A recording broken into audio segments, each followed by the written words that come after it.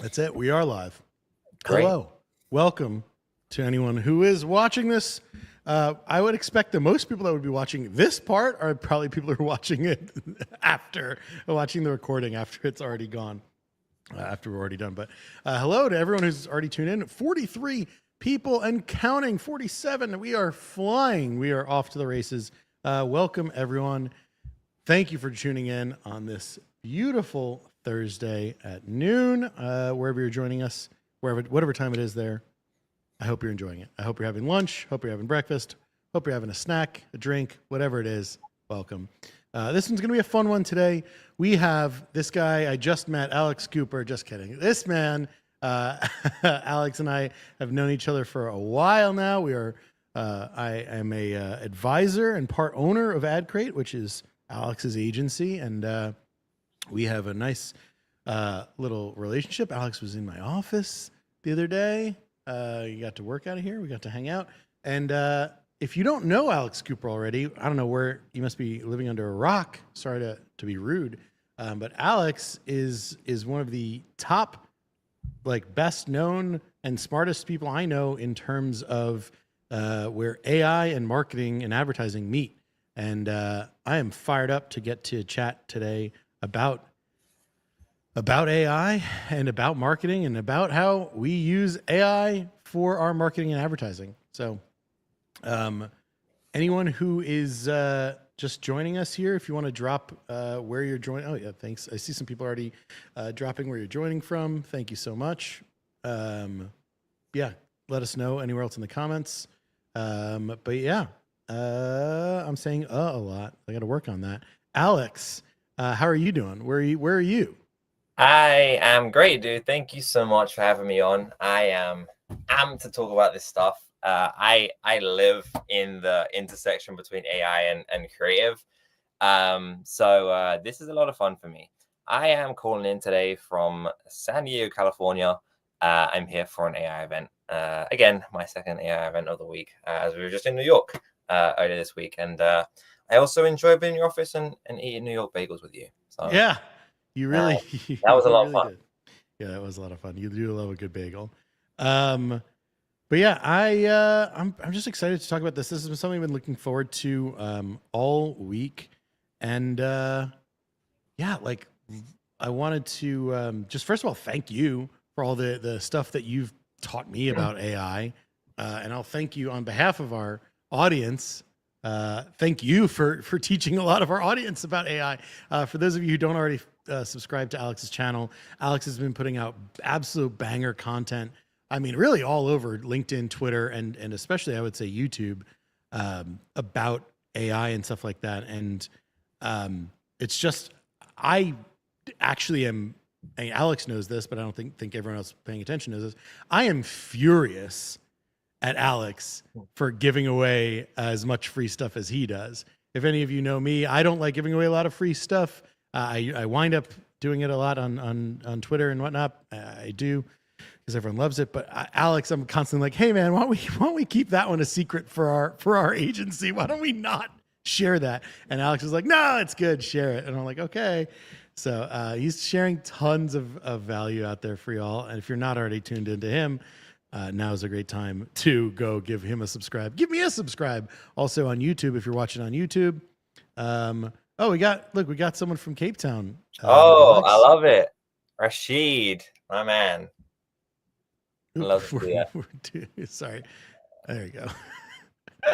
The producer and I were both clicking to to show that and hide it. Oh, that's so funny. Yeah, we got France. Bonjour. Medellin. Hola. Sweet. Yeah, there is a lot of stuff that I keep back for our internal use or clients, but the reason I put content out there is so that I mean, Barry, you were talking about on other webinars the other day, the idea of people taking content and just injecting it into their agents. But I would encourage everyone here to do that. And that's what we're going to be talking about today. Go and find YouTube videos, go and find tweets, go and find LinkedIn posts of people you subscribe to, and you subscribe to their philosophies about creating ads. And just rip that and inject that context into your agent. Go and transcribe the YouTube video. Go and plug the tweet into an agent and say, I want you to take out, I want you to find some static headlines. Here's a YouTube video from Barry on how to make statics. And like, we should all be doing that. We should all be ripping each other's content.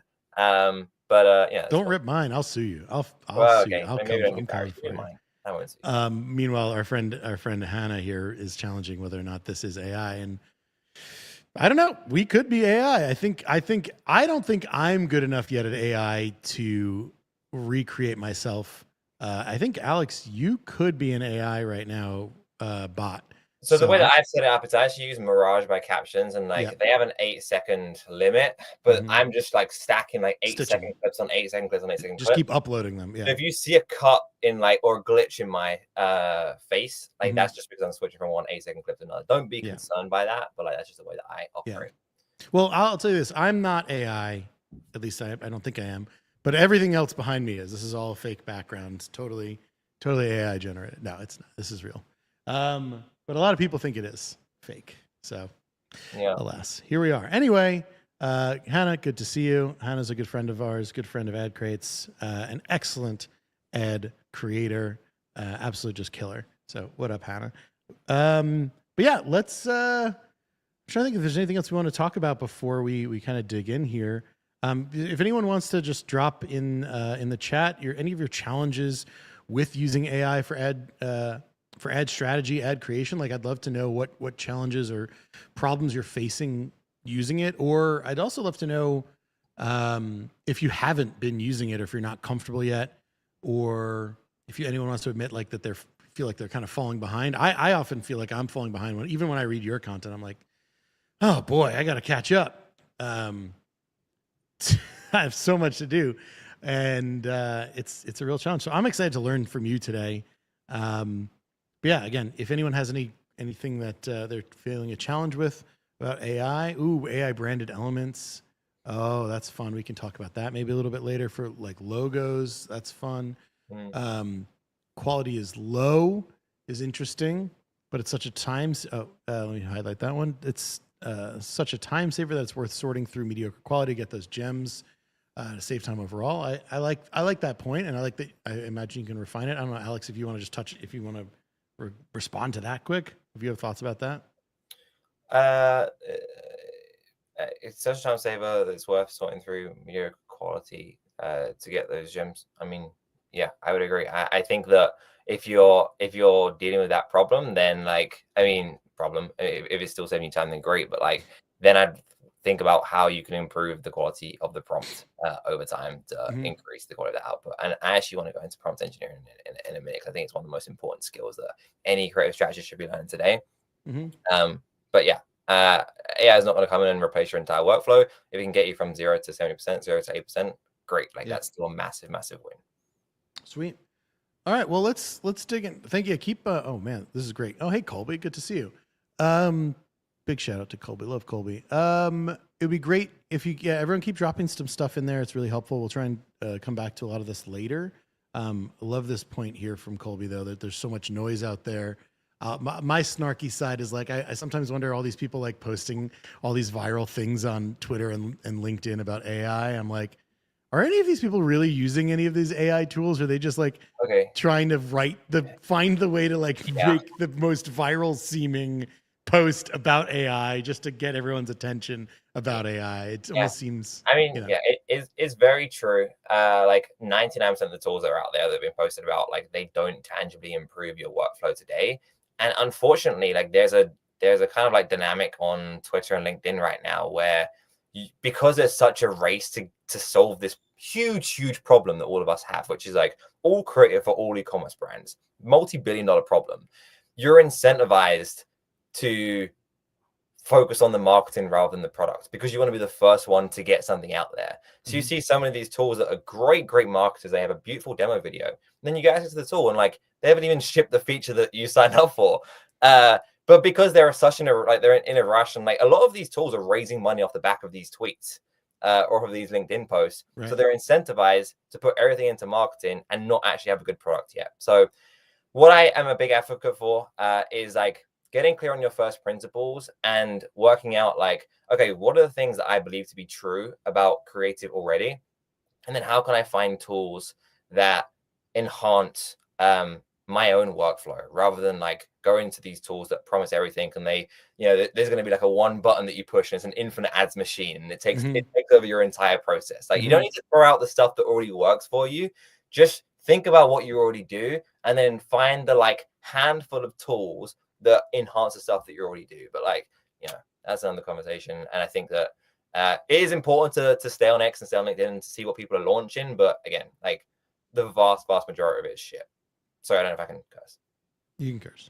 Okay. I mean, someone comment below if you're offended by the cursing, and we will probably disregard that. I apologize. Okay. I'm so sorry. But yeah, let's dig in. Let's shift. So before we actually dig in, I'll just tell everyone what we're going to be talking about today. We're going to be talking about 5 AI tools to instantly ship more winning meta ads. We're going to talk about prompt engineering, GigaBrain, Deep Research, Claude, ChatGPT, Poppy. I know you love Poppy. And then automating creative production. So we got a lot to cover here. We got a lot from you that we need to dig into. And yeah, I don't know. Alex, I guess let's take it away and talk about some prompt engineering and how to optimize your strategy prompts and become an AI conductor. Choo-choo. Indeed. Thank you. I think prompt engineering is a good spot to start because like it really is like the most important skill that you can learn, obviously besides the fundamentals of like psychology and storytelling, which, if you don't know, like all of the stuff that we talk about today is going to be redundant anyway. But assuming that you know that and that you're good at that, then prompting is the most important skill that you can learn as a strategist. I want to walk you through something that, again, Barry's probably going to get upset at me for sharing because it was an internal document that I shared with our team. But I think it's a relevant example since we're talking about AI and prompt engineering today. So I wonder if it'll let me share my screen, but I actually want to walk through the process of like training an AI model and building a prompt, like how I would think about it. Because I think that training AI models really isn't difficult. Just most people don't put in anywhere near the amount of effort that they need to actually go and get a model to a spot where it can give you consistently good outputs. So let me share my screen and we'll see if we can get stuck into this. Can you guys see this?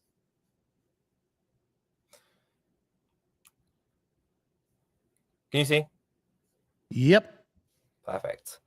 Got it. Well, I know everyone uses this like analogy of like ChatGPT being an intern or Claude being an intern. And like it is overused, but like it's also true. So if you think about it, if you hired an intern to come and write your headlines or do your copywriting or write your emails or whatever it is, you wouldn't just say to them, like, here's a bunch of customer reviews, go and figure out the best headlines. Like if you truly wanted them to do that task correctly, pick out good headlines and be able to do that repeatedly, you wouldn't just do that. So if we take this task, for example, I think it's a good one to start off with because like it's something that all of us do, like looking through the customer reviews, finding the best ad ideas that we can pull from.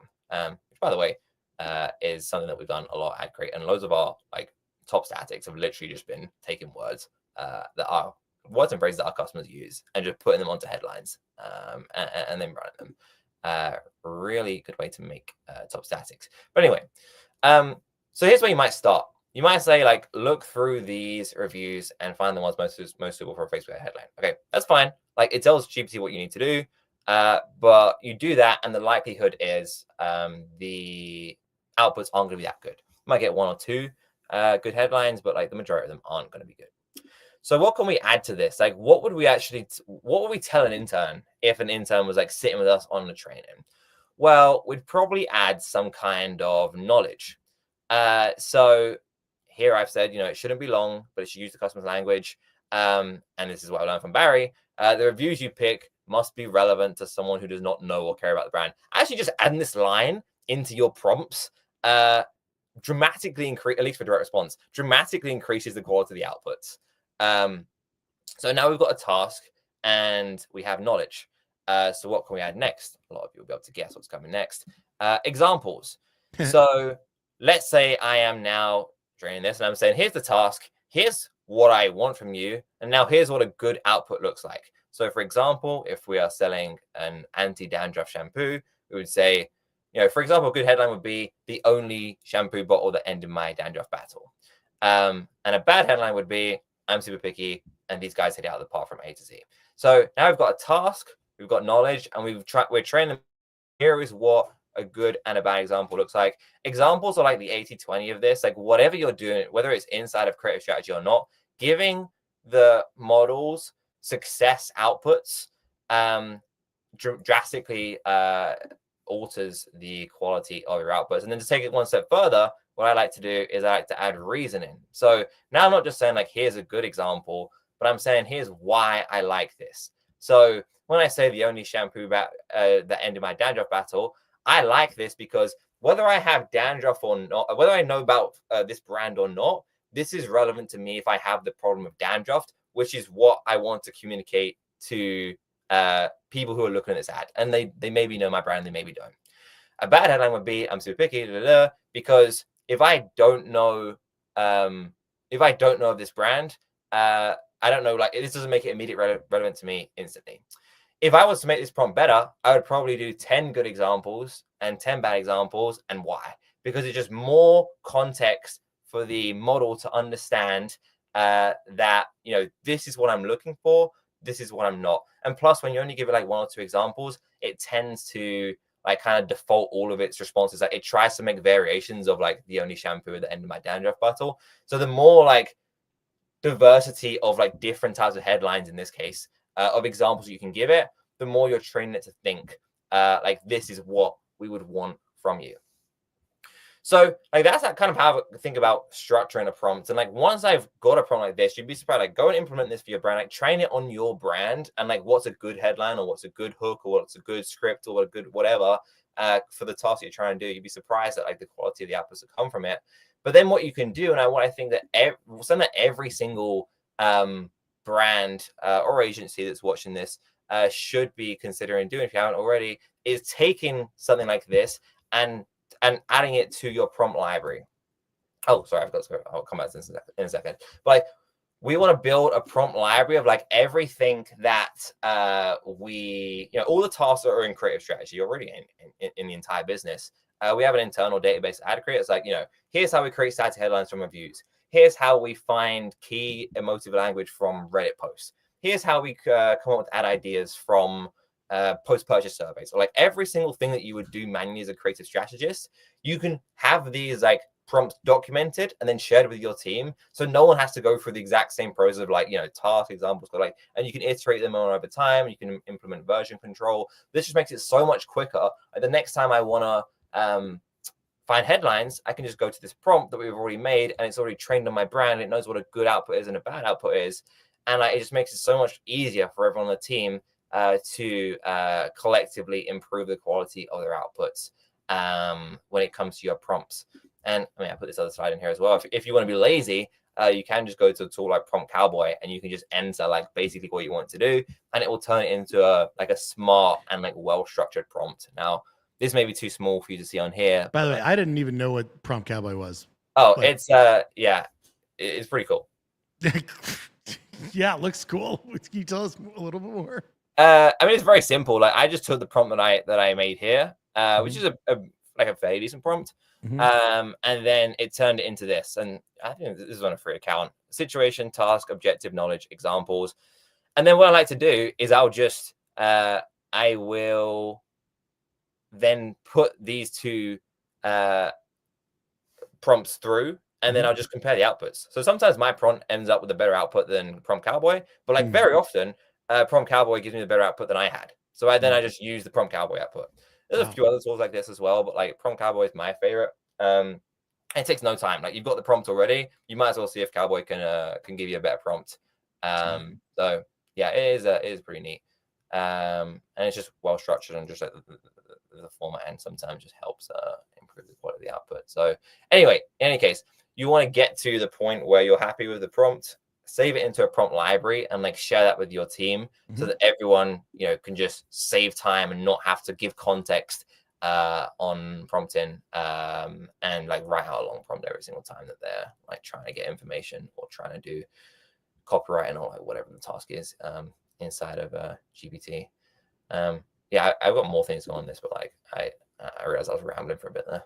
Yeah, no, you're not rambling. This is great. This is super valuable. I mean, again, like every time I hear you open your mouth about stuff like this, it's like I feel so dumb, but I love it. Like one of the things I've run into a lot, an interesting challenge I think I often have with AI is like I throw it a bunch of stuff, like I'll throw it a bunch of examples, and I'm like, in my head, I'm like, there's a trend here, there's an obvious thread here in common, so it should pick it up. But then I'll like have it like write something. I'll have it say like, I'll give it these examples and I'll have it write something. And then the thing it gives me back is like, doesn't reflect the pattern that I expected it to. Like literally I had it like analyze a bunch of writing and then write me something. And the first line of the writing was like in all caps, not all caps, like every word was capitalized. And like, to me, that's like a stylistic choice that none of the other things that I'd given it had. Mm-hmm. And I like that, you include you mentioned including the why. So it's not just including the examples, but like what about it and why that matters, what you're seeing as a human, that matters to you, because you can't just assume that the system does, just like you can't assume another human would understand.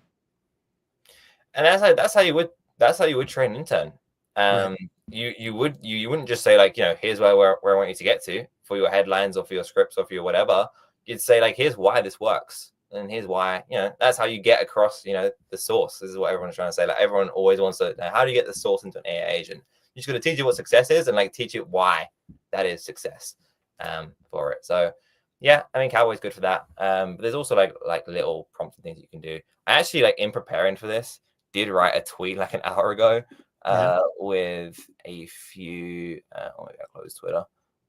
With a few like prompting hacks. If I pull it up now. Yeah, sure. Or show it. Like these are more so tactical. But like, yeah, there's little things you can do like this. Can you see this one? Yeah, you can. I use this one all the time. Each output, tell it there's a 4 out of 10. I need a 10 out of 10. You can say, raise the stakes for some of the reason this works really well. You can say, if this doesn't, if this doesn't improve my ROAS or like what, if this isn't a better headline that I currently have, I'm going to get fired. You have to. You would be surprised how I don't know why that works, but like that does improve the quality of the outputs, or like, you're going to die or something stupid like that. Don't threaten the AI. You don't want to come after you. Don't do that one. That's not smart. Rewrite this as if it was version 10 of 9 rounds of expert feedback. Barry, I remember you mentioned to me the other day, like the idea of like, if you were like a round table with this marketer and this marketer and this marketer. Like, I told you not to tell anyone that. Alex. Sorry. No, I'm just teasing. It's fine. Yeah. I literally did tell you not to share that one. You did say not to tweet it. I didn't tweet it, to be fair. No, say it. It's okay. Go for it. Okay, just ignore it, guys. No, share what you're gonna say. It's fine. You can share. You can say it. Well, yeah. Wait, is that in here? No, it's not. Okay. You told me not to tweet it. Yeah, I'll share it with it. Yeah, no, it's fine. I want credit for one of these things once in a while. Something I'll actually do is I'll do a brainstorm with like multiple. I'll tell the AI, like, give me 10 of the best advertisers in the history of advertising, or 10 of the best modern day advertisers, or whatever it is, like performance, whatever. And let's pretend to have a brainstorm with them. I'm going to give a question or a challenge or an idea, and I want them to come to me with the idea for that. Like, and each round they'll just give me one new thing. So it'll give me like 10 people's worth of ideas.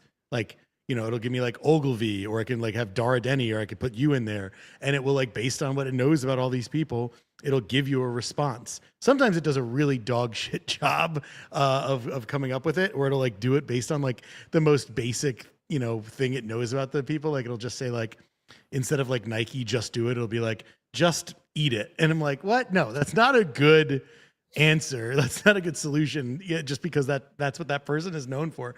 But it has helped me just to come up with multiple perspectives that I wouldn't have had otherwise more rapidly than if I just sat down with a blank piece of paper. And then I'm personally just a great editor, more than I am a net creator from scratch. So for me to see like AI's belief that Ogilvy would say this, I'll be like, okay, that's not great, but I get what about that could be, and here's how I would modify it. And then I'll go, give that feedback and then go through another round. So yeah, that's one of my super secret tips that I don't want to give away. Sorry. But I think you did make a good point on like, adding context. And like, I think prompt libraries are one of the biggest things that you can do as a brand or agency. But I also think that something that gets talked about a little less than prompt libraries are building context libraries. So if I just hop back in real quick, and I do want to get to tools in a minute, Barry. But like, I want to jump in on something before we get to the tools. Too. Okay, cool. But I do think it's really important. I don't know if people can see the screen. It's not shown on my side, even though. Okay, there we go. Thank you. Yeah. So like a context library is like just expanding on the kind of knowledge section of the prompt that we had a few minutes ago. Like you're not just saying, oh, these reviews should be relevant to someone who doesn't know or care about the brand. It's going back to what we were saying right at the top of the call, where it's like, can we plug in like one of Barry's YouTube videos or one of like Sarah Levenger's tweets? So we've started building internally a context library of like things that we believe about certain parts of the creative process. So we've created an internal document that's like everything that we think about static ads, what makes a good headline and what makes a good design, like a psychology-based design for statics. So like context can come from like multiple different sources. So it can be like your existing SOPs and systems that you've already got. Like if you've got an SOP on like how to write headlines, it can come from like brand guidelines and documents. A question I often get asked is like, how do I make sure that the custom GPT or the Claude project, or like whatever prompt it is like on brand or like in my tone of voice, where you can feed it like your own either guidelines or documents, or again, like 10 examples of something that's on brand and why, and 10 examples of something that's not on brand and why. And then I think the biggest thing for this that gets overlooked is like expert content, like content that's already out there that you can just inject into your prompt. So we had someone come in and do a script writing like masterclass internally for Adcrate, and like I recorded that call, I transcribed it, and then I put it into our like internal script writing agent, and I said like, here is the task, here is the knowledge, here is the examples, and by the way, just for your reference, here is a transcription of a masterclass of a script writing call that we did internally. Right. And you can do that on YouTube videos, you can do that on newsletters, you can do that on LinkedIn posts, you can do that on whatever. It's a really good way to add context, and you can reference stuff that's already out there rather than just like having to build out your own things. But I do think it's going to be very valuable for everyone here to look at the different processes that you do, whether it's building static ads, whether it's script writing, whether it's coming up with ideas, and like put together a document or like some kind of full context of everything that you would want an intern to know about how to generate a great output for whatever that task is. And then you can just inject that into your AI agents or the prompts that you build to improve the quality of the outputs. I mean, that's amazing. One of the things I thought was just so potent here is how to just give it everything. Like just you're talking about giving it everything, because in my head, like I don't know if a lot of other people experience this, like I feel often like I'm not that deep into like ChatGPT. It doesn't have that much from me. So like it can't do that much for me. So like, is there a limit to how much you can put in there for it to like pull from? Yeah, I mean, context windows are definitely a thing. I mean, like in that example, I'm not putting through like the full like hour-long transcript of the call, but what I would do, and this is where we get into tools. What you can do is you can go to like a ChatGPT, or like I actually use Poppy for this, and you can say, here's an hour-long video from Barry on ugly ads. Yeah. Again, I'll sue you if anyone does this. I'll sue you. Okay, great. You can put it into GPT, or you can put it into Poppy, and you can say, I'm building an AI agent. I need you to summarize this video for me into a 3-page document. And like now and then I can tidy up that document and whatever. And now I can inject that into it. there's like, it's tough to work out like when GPT is hallucinating, other than like split testing it manually and seeing like how good the outputs are against each other. Yeah. I would argue that in unless you're building like pretty complex agents, or you're pasting in like transcripts from like 1 or 2 hour calls, you're very likely not hitting context window issues. You just don't have good enough prompt. So for the most part, like, just give it a lot of data. Sometimes it will struggle if you put in like a like if you feed like a CSV file of like 50,000 reviews or something. But like in terms of like adding context to a prompt, you've got a lot of space if you're summarizing documents, summarizing content into like 10-page, 20-page documents. I mean, we're working on currently like a master document of like everything we know about advertising, or like direct response advertising, and that's gonna be like 60, 70 pages, and it'll be able to eat that easily. Sweet. Well, I appreciate that. Well, speaking of one thing I wanted to highlight, first of all, like we have hundreds of people tuned in right now. I know on my YouTube alone, there's over 100 something people watching live right now, 110. That's not even including Twitter, LinkedIn. So we got a lot of people tuned in right now. This is awesome. Hey, hi, everyone. Thank you for tuning in. We really appreciate it. I hope you're learning something valuable. And I just want to shout out literally everyone who's here right now. You're in the top like 1% of the 1% basically of marketers, I think, who are people who get it and people who want to get it. And all the other marketers who are not here right now and not paying attention to this stuff and not working on this stuff, they're the ones being left behind. So shout out to everyone who's here. Shout out to Alex for shepherding us through all this. But if you want to be in the 1% of the 1% of the 1%, I think you are going to want to check out my course, Building Ads with Barry, where first of all, Alex is a guest teacher there. So we have a live workshop with Alex where we dig into more of this stuff in one of the weeks of the course. But yeah, I have a course where we dig into how to create winning ads consistently. And based on for those of you who don't know me, by the way, I'm Barry Hott. I've been doing advertising on Facebook since 2008. I have studied billions of dollars worth of Facebook ads. I have myself run hundreds of millions of dollars worth of Facebook ads, generating billions of dollars in revenue over the years for lots of brands like AT&T, Toyota, Kraft, Microsoft. Look at all these. And then more recently, some more startup brands in the last 5-6 years. Some that you've almost certainly heard of here I've helped grow. I also helped launch Lone River Ranch Water, a hard seltzer, which we got acquired by Diageo after just 1 year. So I have deep experience in Facebook media buying and in creative and where those two meet, which is really the crux of this course. This course is all about, it's about theory, philosophy, it's about execution, and it's about understanding both what makes your audience tick and what makes them take action and what makes the system that's optimizing your ads tick and how to make it work best. There are no hacks here. There are no, there's no BS. This is like deep understanding of how everything works. And I just want to note, this is the second cohort we're running of this course. We have gotten from the first cohort so much insane positive feedback from our students. This right here, Gisela, she had a increased revenue by 90%. And that was with 2 or 3 days of running the ads from the course that she learned. That wasn't even before the course was done. This is from Cheers.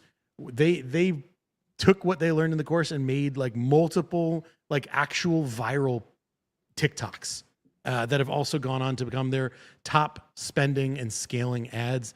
And they have literally grown their business an order of magnitude, from our ads, from the ads that they started building from this.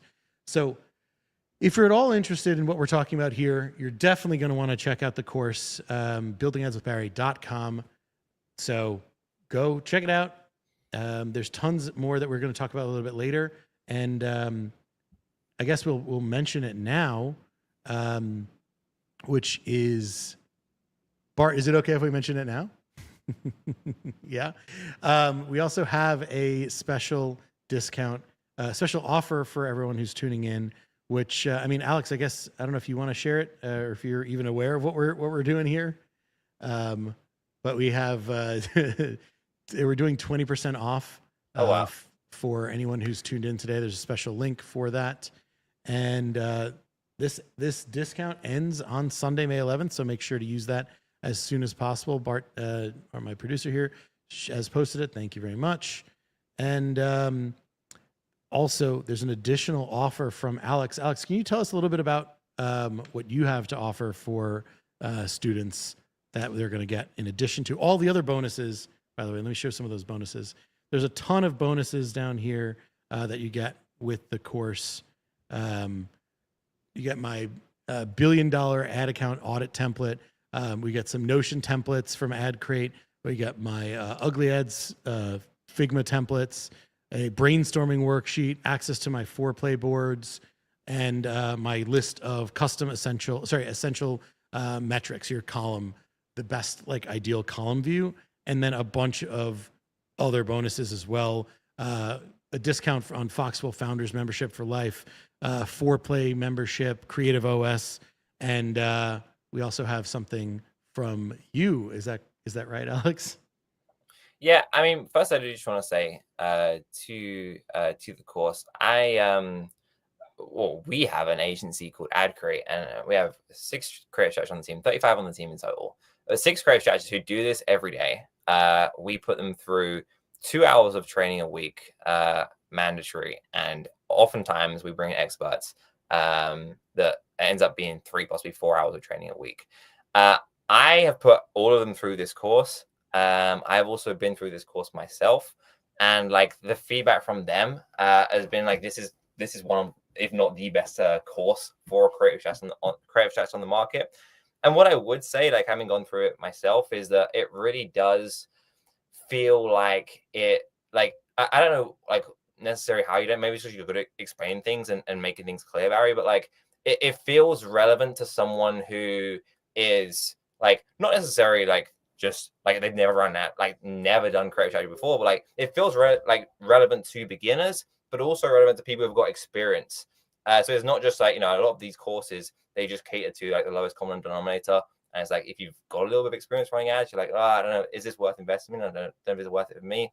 But like you've somehow managed to create something that is relevant to people of different experience levels. I think that's very cool. So yeah, I would highly endorse taking up on this offer. On top of what Barry mentioned, we also have a special offer on adcreativeops.com, which is something that my team have developed internally. We did not plan to sell this at all. We have built this Notion system over the last 2 years, Notion and Google Sheet system, and it's basically our entire creative operations system for running ads. And the reason that we built this is because I found that a lot of brands find themselves in a position where they have kind of scrappy systems for producing creative. And like that works when you're very, very small. But as you begin to scale up, you need something a little bit more bulletproof and something that is built for scale. And we've literally built a system that is built for the scale of thousands of ads. But also built for creating 5 ads if you want to do that too. So there's a bunch of templates, a bunch of SOPs. You could literally take the SOP library that you get from Adcrate Ops and plug it into your prompts and agents you're speaking about today, which I would highly recommend. If you're going to buy it, like do that. So yeah, you can get $500 off of that. Like I said, we weren't going to put it up for sale, but there was so much demand. At some point, I was getting 3 or 4 people a week DMing me asking like, when are you going to put it up for sale? We've had people tried to poach our employees to get them to build this system out for them. So yeah, we ended up putting up for sale, and you guys can get that when you click the link. I also hate this. I hate that that you sell this. Well, yeah, people wanted it, so I was like, okay. I know. I mean, at least we maybe make some money from it. But both this and the course pay for themselves. Like easily pay for themselves. Like going back to the course, like we got 20% off for you today. This is a course where like all it takes is one nugget from the course for you to get, for it to pay for itself. Like, it's an absolute steal. And I also don't enjoy how little I charge for this personally. And that's not just a sales tactic. Generally, it bothers me.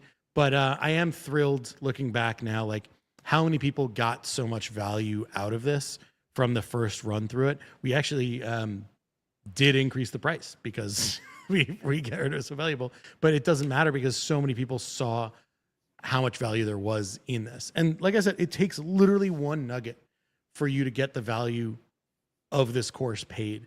And this course does not just have one nugget. This course has so many nuggets in it. And it's really, to your point before, like it's definitely, you know, it's helpful for someone who's getting into the space.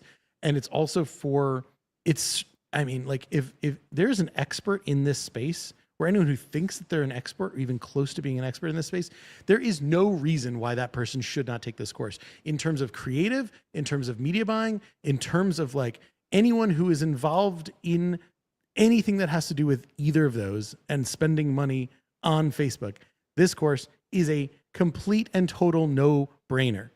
It is an opportunity for you to get my knowledge out of me. Like if you want to, you know, book a consulting call with me, it's going to cost you $1,000 an hour at least. So this course is barely more expensive than that. And you don't just get an hour with me. You get like 15 something hours of pre-recorded material plus multiple live workshops weekly. 20 plus hours of training. I don't understand. First of all, I don't understand why we charge so little for this. Second, I don't know how more people aren't just constantly buying this. But we literally already had 4 people this morning alone already signed up, which was awesome to see. We have a bunch of people coming, joining. We had over 200 students in the first cohort. We're expecting more than that this time through. So we'd love to have you. Of course, we have Alex, there you are, as a guest mentor. We also have Dara Denny is going to be a guest mentor as well for one of our live sessions. If you have any doubts about this at all, like just go read any of the testimonials. There's just so many things that people said that it's got to be relevant to. And if you have any questions about it, put them in the chat here, or you can also send an email to barry@buildingadswithbarry.com if you have any questions. And we also have a discount for teams. So if you're interested in bringing along more than just 1 or 2 people, send us a message and we can hook you up. And you know, one of the biggest regrets of one of our students, with a CEO of one of our students from the first cohort, was that he didn't send his whole team. He only sent 1 employee, with the thought of being like, oh yeah, we'll just send 1 person and then they'll relay it to everyone. But meanwhile, that actually takes up double that person's time for them to learn it and then repeat it. So they found it would have actually been a better investment for them to just have multiple people come in and do it, and then we're all bought into the philosophy and everything together. Here's a great question about this. What if I don't manage an account currently? I won't have my personal study case. If you don't manage the ads yourself, or if you're just doing the creative, I have a lot of students, both in the first cohort and in this next cohort, who are not at all touching the ads, not at all touching the actual media buying. And that is still, you're from a creative aspect alone, you will get plenty of inspiration and guidance on how to find your own inspiration, that the course pays for itself. But bigger than that, you're going to better understand how ads should be bought, how you should be looking at ad performance, all of the things that you're looking at about ads wrong, all of the things that the people that are running your ads are doing wrong, and understand why they're wrong and understand how to better talk about all these things.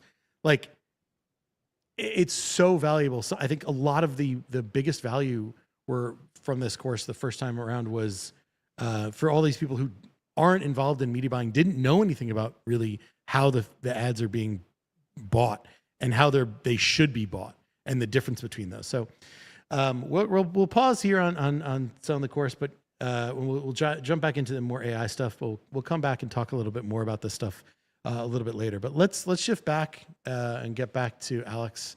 You can tell us more. We can dig back into Where were we? Talking about some tools, right? Yeah, I actually want to close the loop on a question that Colby asked Sure. a few minutes ago. Talking about like taking all of this context that we mentioned, like pulling it from YouTube videos, or pulling it from tweets, or pulling it from your own internal docs, and creating documents to put into custom GPTs or to put into your prompt.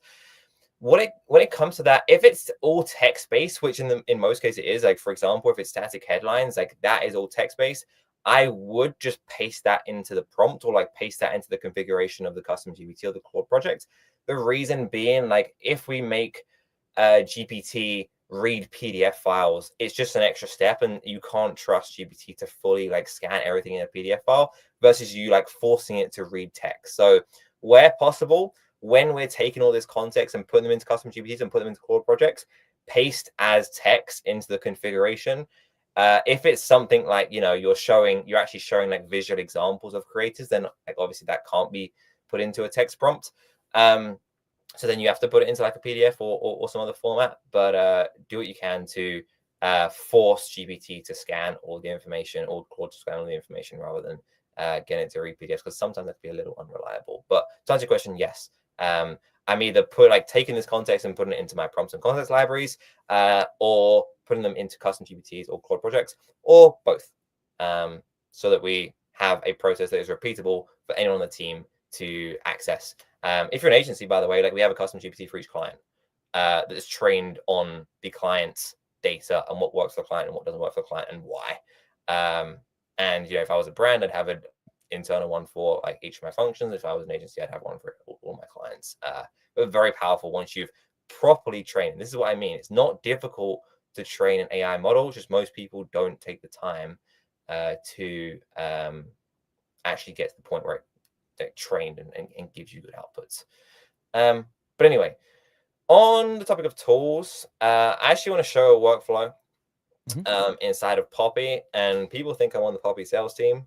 Because I've accused you of that, I think. Yeah. That is not true. I just think it's a great tool, and I do think it won't be long before a lot of people in the e-com space are using it. It was actually a tool built for content creators to repurpose their content.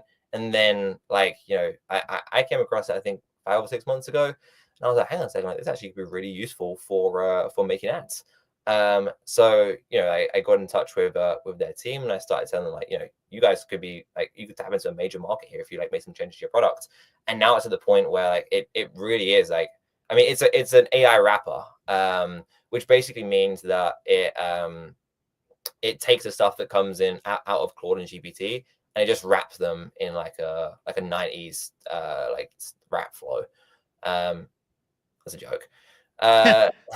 No, it just like you can tap into. I made that joke. You stole that joke from me. I have not heard you make that joke.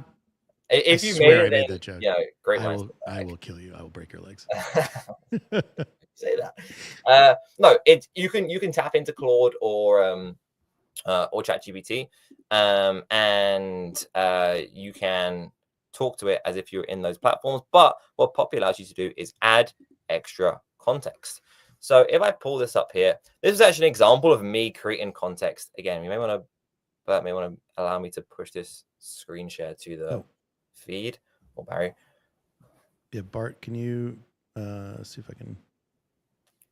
There you go. Wait, that's the other one. Hold on. There you go. There we go. This is actually an example of me building context. I did a podcast with my friend Andrew Farris, and I love Andrew. Andrew's great. I really enjoyed that podcast episode.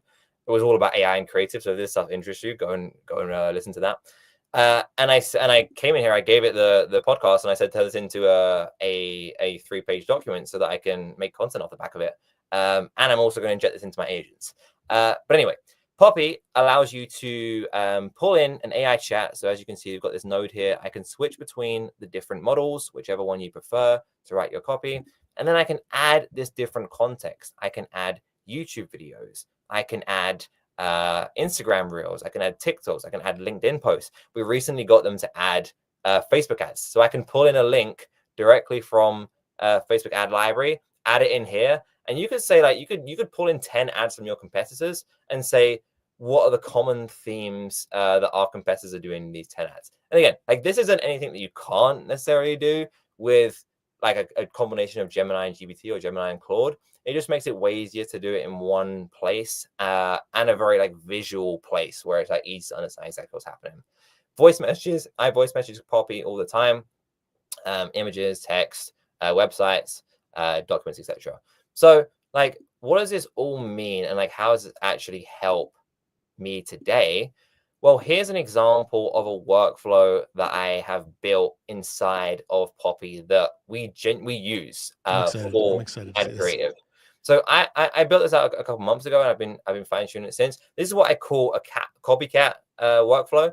And what it does is it takes any ad that you see as an inspiration and recreates, the script or the headline for that for yourself. I'm going to zoom in because I see people. I'm like, yeah. No, don't worry.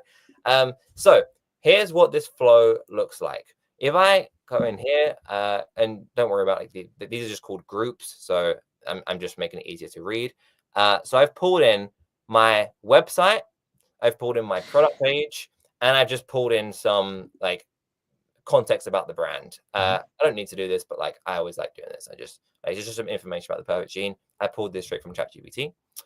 And then I have pulled in a document, which by the way, I made on Poppy. This is a transcription of my YouTube video turned into a document about how to make great static ads. And like, this is where all of my training is held inside of. So like I've got a training document on the perfect gene that says like, here is a perfect gene. Here is 10 examples of good outputs. Here's 10 examples of bad outputs. And here's why. And then below that, I've just put in a load of content about static ads and like fine-tuned it to get me to this like master documents, like everything that an intern would want to know about making static ads and making static ads for the perfect gene. All housed inside of here. And I just upload that document into here. And then the final piece of the puzzle is just the template. What ad do we want to recreate? So now, if we think back to the prompt that we were building earlier, we have we're going to go into the task in a second. We have the task, we have the knowledge in this document here, and the examples, and we have the context. The context is we're trying to recreate this ad. So I put this through here, and I mean, some people here may be familiar with the perfect genes. They've seen mine and Barry's content before, or if you've seen Barry pop up on your Instagram feed, shaking his butt. But I mean, these are some of the headlines that came up, and you can, I mean, I store the prompt here, but like most of the work is done in the context. These are some pretty solid headlines for the perfect genes. Like if you're uncomfortable genes, your thighs deserve better. Finally, genes that don't crush your nuts is something that a sentiment that has performed inside the account. And again, just when you add a lot of context and examples, you'd be surprised as to like actually train the model on your brand. You'd be surprised as to what that does with the outputs. And now, like anytime I see a static that I like, oh, I'd like to recreate that for the perfect gene. All I have to do is drop it into this bucket here, and I can just say, go and recreate this static, or like give me the brief to go and recreate this static. If I was to take this one step further, I could even like get Poppy to format this in the format that we give our briefs to our designers. So we could basically have like a ready to go designer brief made from this workflow, like completely autonomously.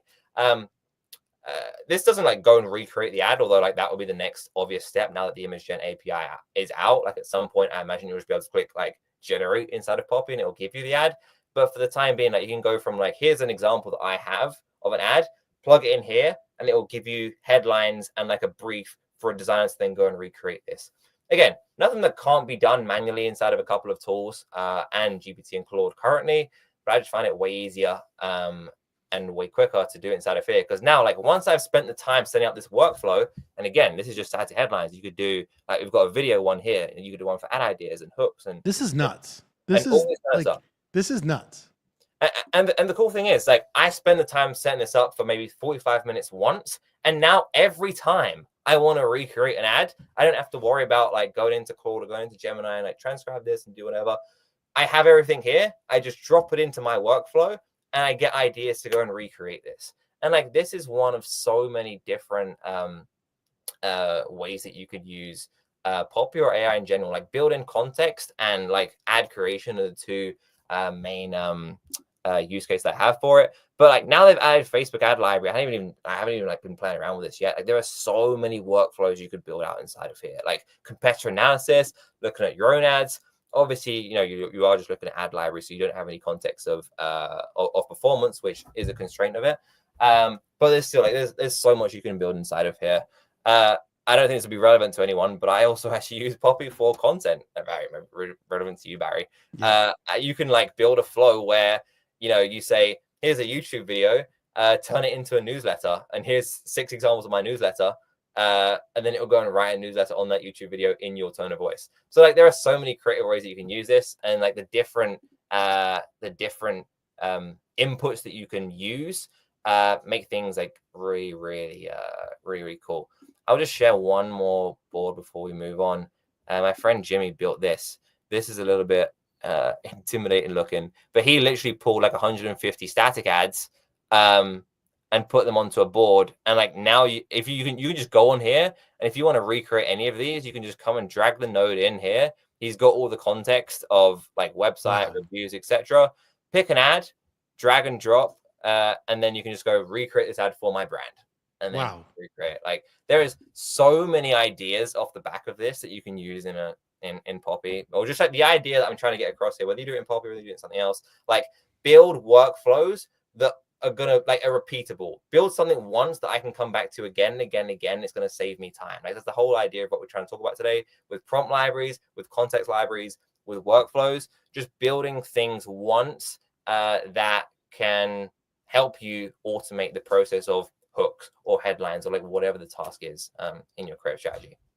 I mean, I love it. One of the things we always talk about in Adcrate, you know, I've kind of hammered, I think, into us, and I also teach in the course, is like running things through the lens of like, is this scalable and is this repeatable? Of which I have to say, like, geez, that's massive. You know, that like this is something that's both scalable and repeatable, meaning that it's something that not only you could do, right, but other people could do it, and it's something that can be done a lot. And then also, you know, it's repeatable. Like you could do this over and over again, and the process is supportive of doing that. So I love when stuff checks those boxes. I mean, like that's how you know it's a good process and worth working on. Yeah, absolutely. So I'm a big proponent for Poppy and their team, even though I'm not getting any commission. I got to play with it more. You got to like, I might need you to like. Dude, we have a shared account, man. I seriously recommend it. I'll get in there. It rips. Anyway, yeah. I mean, I actually have done a couple of like more in-depth tutorials. If you go on my Twitter, you can find it. Or I mean, I do think it is worth linking this video. I made a YouTube video with my friend Jimmy, which goes through Poppy and a bunch of other AI tools that we use internally, and like we're doing a bunch of screen sharing there. I'd love to sit here for the next 3 hours and talk with all of you guys and like share my screen and go through like a Gumloop or a Deep Research or a Claude or a GigaBrain. We obviously we're on a time limit today, but that video, which I'm sure someone can link in the chat, we go deep on a lot of these tools, and there are so many cases for Poppy. It's really good. Yeah, Bart, can you show my screen real quick? I mean, I don't know if I have a good moment to share here, but like, you know, this already has 12,000 views, which is amazing. Shout out, this is dope. Also, the person who the co-founder of Poppy shouted you out there, which is dope. But yeah, like you can see, like, you know, if you liked what we're talking about right now, like this goes way in more depth with GigaBrain, Deep Research, Claude, Gemini, Poppy, and Gumloop. So like all these different things that you dig into here I mean, it's just like really nice in depth, and you and Jimmy are both exceptional in this topic. So really, really awesome. That's neat. Appreciate that. I see a question in the chat. There's a very good question from Mr. Banks. Does Poppy watch videos? Currently, no. Although I'm told that very soon it will be able to. So currently, the only tool that can watch videos, to my knowledge, is Gemini. And then all the other tools, like if you feed them a YouTube video, it will transcribe them and it will go to work on the transcription. I'm being told by the Poppy team that like they're working on that, and at some point it will be able to watch ads or watch YouTube videos or whatever. And then you can say like, you know, what are some ways to improve the visual of this hook, or like whatever it be. Yeah. But for the time being, it only transcribes and goes to work on the transcription. Nice. Awesome. Okay. Let's move right along. We're doing okay time wise here. Let's dig into the next point here. What is the next thing we're digging into? I mean, we can keep going on tools unless Yeah, you go want for it. to Yeah, no, change, go for it, please. Go. change the topic. No. I think one that's worth going through, because like we could spend hours talking about like ChatGPT or Claude. I'm pretty sure that if you're in this live, you probably already use them as part of your day-to-day workflow. Yeah. I think GigaBrain's a really interesting tool for us to cover, because if you followed either Barry or my content over the last few years, you know that we're big proponents of finding the words and phrases that your customers use and just like repeating them back to them in your messaging. Like the examples that I shared earlier, like some of the static ads that we've made that have scaled the most, they're literally testimonials that are exact like pulls from customer reviews. And sometimes that is how you can create ads where people feel like they're heard. They're not just like being spoken to by a business, they're being spoken to by like one of them, and you're on their side of the table. And the reason I'm saying this is because a great way to do that is by going deep in the depths of Reddit. There is so many nuggets on there. Like people, when I say Reddit, they think, oh, this is tiny little corner of the internet where like only weirdos and nerds hang out. That's so far from the truth. Reddit is huge, and like I would bet that if you're watching this, it is very, very, very unlikely that you do not have a lot of potential customers on Reddit who are talking about your problem or your desired transformation on like extremely niche subreddits. So what GigaBrain does is basically ChatGPT, but it's trained on Reddit, and it will cite actual Reddit posts or YouTube comments actually as well. But mainly I use it for Reddit, and you can do a lot of things in there that Deep Research or GPT struggles to pull from. So if I get my screen up again, I go inside of GigaBrain. By the way, it's $10 a month. So it's like the easiest $10 a month you'll spend. Yeah, I'd love to see what your monthly budget is on AI tools. Yeah, I should actually probably calculate that. But like, you should have a spreadsheet at least. Yeah, I should. You need an AI. You guys are spending like 35 grand a month on AI. You need an AI tool that manages all of your AI tools. Yeah, absolutely. But don't worry, this one is not going to be one that breaks the bank. It's literally it's one of the best $10 a month you'll spend. So let's say that I have the problem, like I'm trying to solve the problem of neuropathy. I can come in here and I can, I'm inside the chat version. I can say, find some of the key emotive. You guys are going to be hearing the lovely sound of me banging my keyboard right now. Key emotive language around the what's language around the topic of neuropathy. You can see my screen, right? Yeah. That highlights the pain points. Wait. Yeah. There it is. Yeah. Okay.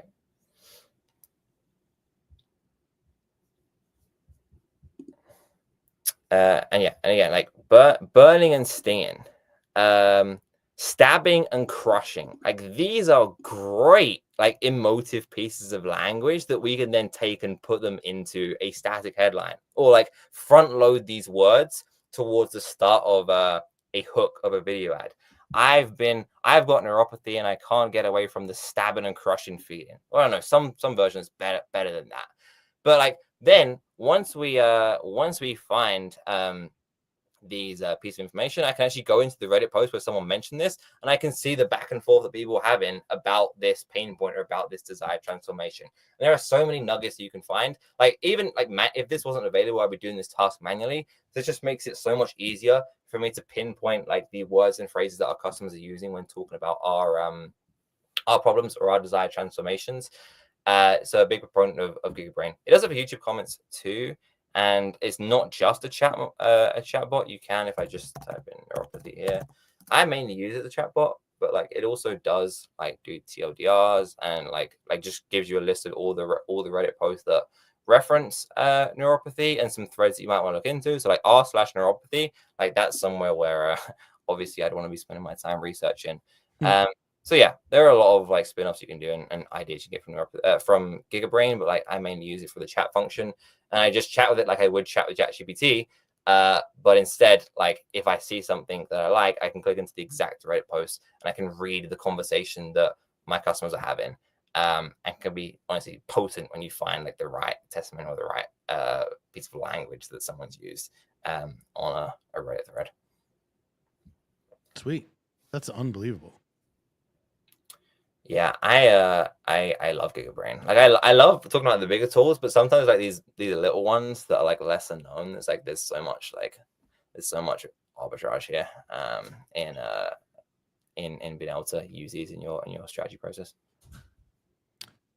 That's, I mean, like, I still haven't gotten into this. Like, I hear you talk about this one all the time, and I'm like, I don't even know I don't know how you have the time to do all of these, like to learn all these tools.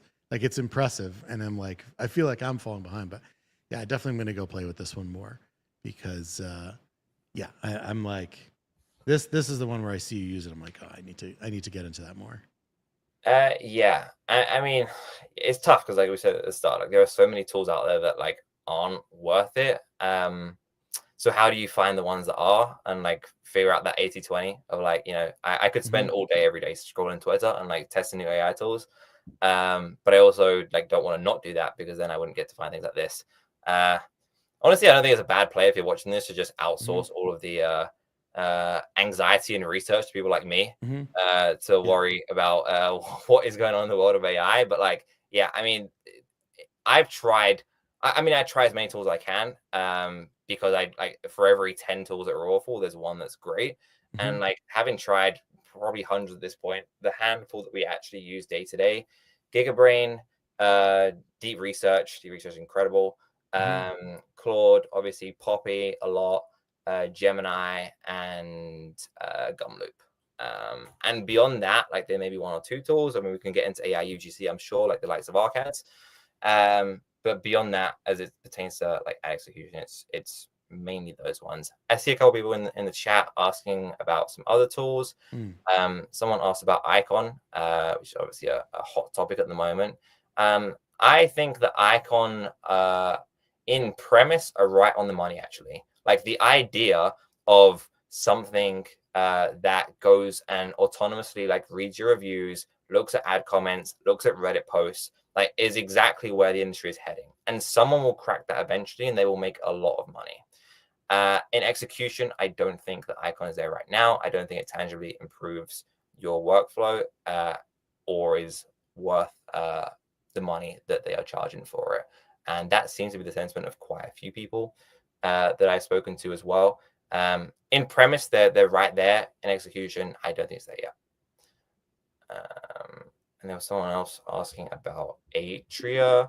Not really a tool I've played too much with, honestly. We use Foreplay for inspiration. I know that they've got some AI features on Atria, so I'd be curious to try that out. I actually haven't spent too much inside that platform.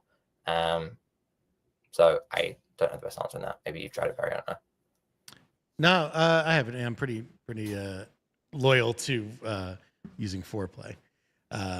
So and I like it. I'm not paid to say that, but I do make some money from Foreplay, but I do love it personally, and that's why I use it.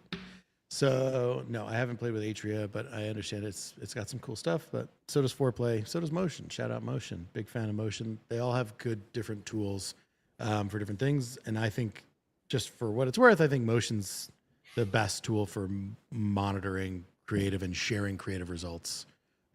We don't need to plug them too hard right now, but definitely there's a discount for Motion for our students. If you're considering Motion, definitely come take the course.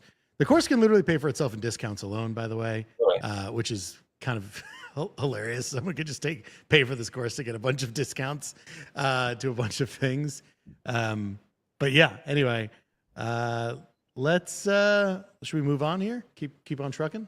So I do. We gotta leave time to have Q&A here at the end. Yeah, I mean, there's some killer questions coming through the chat. So like, I actually like, I would love to address some of these. Alina says, how do you discover a new AI tool? Like, do you Google it? I need a new AI tool that do X or Y? No. I mean, my answer to this is pretty simple. Like, everything comes through Twitter. Twitter is where things happen first. This is where all the like launch and demo videos are going.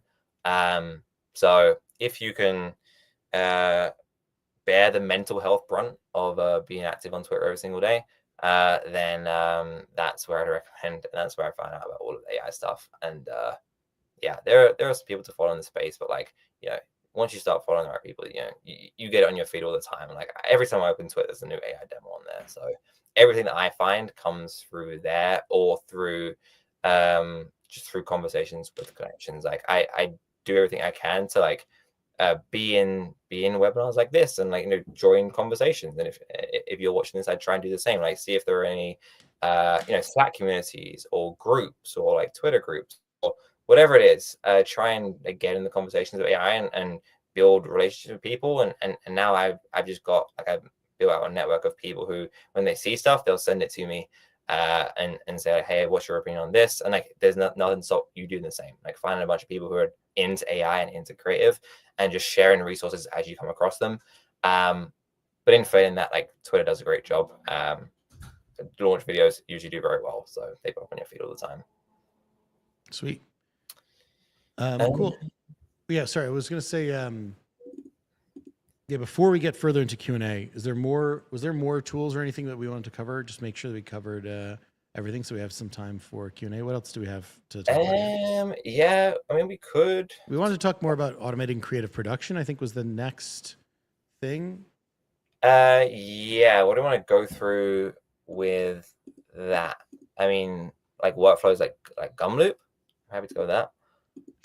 Or Yeah. automating creative production could mean a lot of things. That could be, like UGC, that could be systems, that could be Gumloop. I'm kind of open to the way that you want to take this. I guess just like, actually going into taking everything we talked about, like research wise, right? All the things we learned and just going into making more stuff. I mean, I think you already touched on that a bit, but I want to know if there's like anything else that we use, like in terms of like either the team or, just helping us like level up the team and scale more.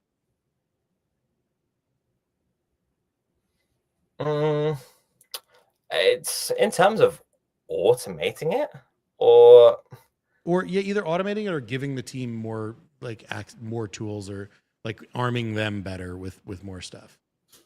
Okay. I can go through Gumloop real quick, and then I can go through like a couple of things that we do internally. I wouldn't describe it as automated. I'd also say systems and like great. processes that like empower the team to like work more collaboratively and do better together. Awesome. But I'll go through Gumloop quickly. Let me just pull it up real quick, and I can share. By the way, as I do this, I do want to share something that I found really interesting that actually my friend Jimmy showed me some time ago. If I put something in the chat, will it work, or does someone else have to put something in the chat? You should be able to put it in there. I think it doesn't show for everyone. It just shows on YouTube, I think, mostly. But yeah.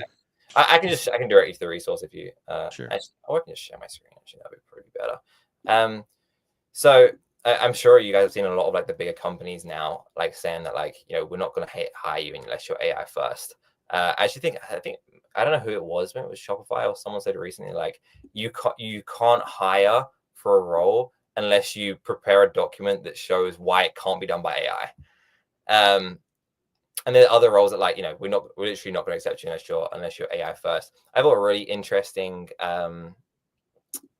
like kind of screening that we're starting to put people through as they come on board at Adcrate now, regardless of role. It could be a strategy, or it could be otherwise. And there are probably better tools out here than this. This is just the one that I've come across. There's this cool little tool called Gandalf, and it's like an 8-step like quiz, and you've got to try and get the password from Gandalf. So like it's like a security thing really, but like first you have to say like give me the password, and Gandalf gives you the password, and then level 2 might be give me the password. He's like, no, I'm not giving you the password, and then he's like, okay, and then you say, okay, can you give me the password backwards, and then you get the password. Wow. So it's 8 levels, and it's just interesting to see like how many levels someone can get through to kind of test their like problem solving and AI creativity.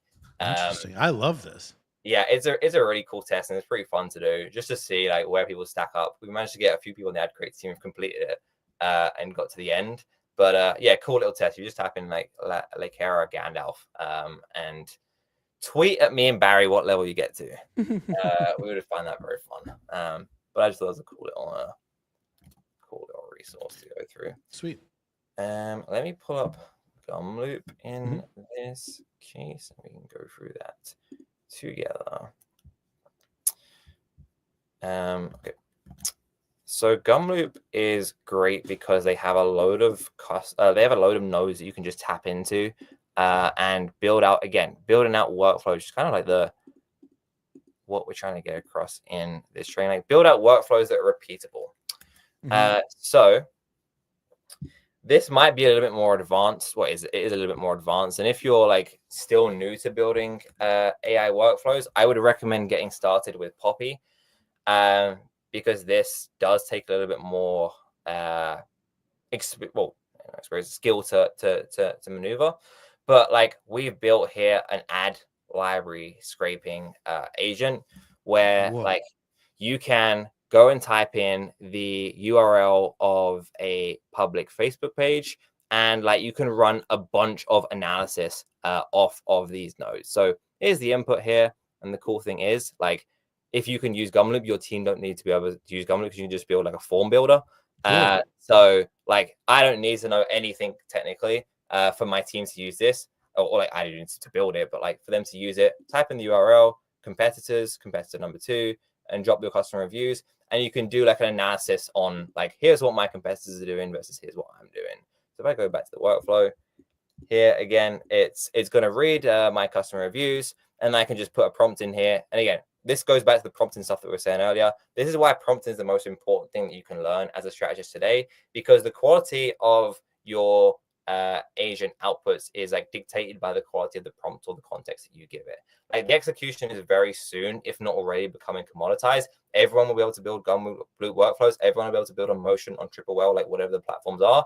And at some point, you'll be able to pull in from all of the different platforms. You'll be able to pull in from Reddit, you'll be able to, from YouTube, from Instagram. Like the pipe and the execution will become commoditized very quickly. It's just then who can train their agents the best, who has the most knowledge to inject, or the best knowledge to inject into their agents to get the best outputs.